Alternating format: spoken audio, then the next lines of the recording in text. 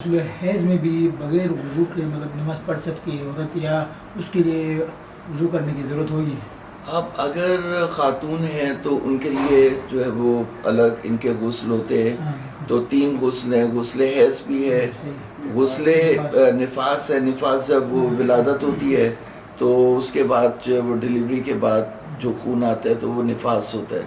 تو وہ جیسے ہی بند ہو جائے تو پھر اس کے بعد عورت کو غسل کرنا ہے. ٹھیک اسی طرح سے جو ماہواری آتی ہے یا پیریڈز آتے ہیں عورتوں کو جو مہینے میں آتے ہیں, تو وہ جب خون منقطع ہو جائے تو اس کے بعد جو غسل کریں گی تو وہ بھی جنابت کی طرح سے ہے, اس کے لیے وضو کرنے کی ضرورت نہیں ہے.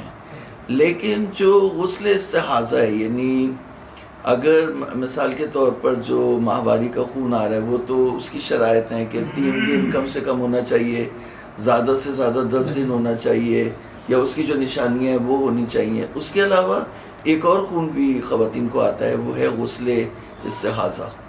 تو جو غسل استحاضہ ہے وہ غسل استحاضہ جو ہے وہ اس کے احکام ہیں. تو اس کے احکام کے مطابقت سے اگر استحاضہ 3 طرح کا ہوتا ہے, یا استحاضہ قلیلہ ہوتا ہے, یا استحاضہ متوسطہ ہوتا ہے, یا استحاضہ کثیرہ ہوتا ہے.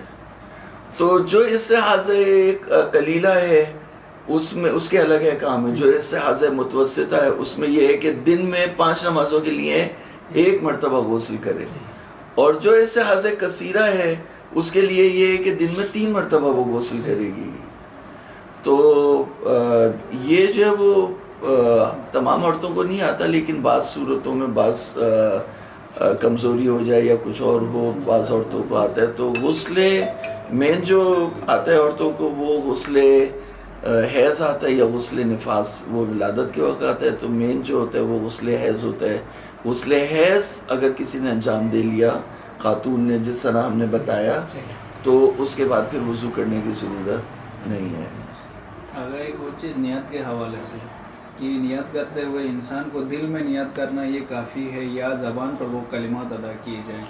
نہیں, نیت دل میں نیت کرنا بھی صحیح ہے, زبان سے کلمات ادا کر لے تو بھی صحیح ہے, دل میں بھی کر لے تو بھی صحیح ہے. صرف مین چیز دل میں کرنا بھی ضروری نہیں ہے. مین چیز یہ ہے کہ اس سے پوچھے تو اسے پتہ ہونا چاہیے کہ وہ کس کام کے لیے غسل کر رہا ہے. اگر دل میں بھی نہیں کرے لیکن اسے پتہ ہو کہ وہ کس کام کے لیے غسل کر رہا ہے, جمعے کے لیے کر رہا ہے, جنابت کے لیے کر رہا ہے, یا خاتون ہے تو حیض کے لیے کر رہی ہیں, تو اگر اسے جو وہ پتہ ہے کہ کس کام کے لیے غسل کر رہا ہے تو اس کی نیت جو ہے وہ صحیح ہے.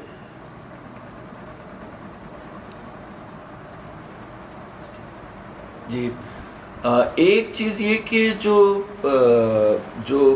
خون یعنی خاتون کا جو ہے نا, ایک کلی جو اصول ہے, کیونکہ بات آ گئی تو میں آپ کو بتا دوں یہ کہ اگر خون یعنی حیض, جب تک کہ خاتون اس خون کو جو سے آ رہا ہے حیض قرار دے سکتی ہیں تو اسے حیض قرار دیں گی.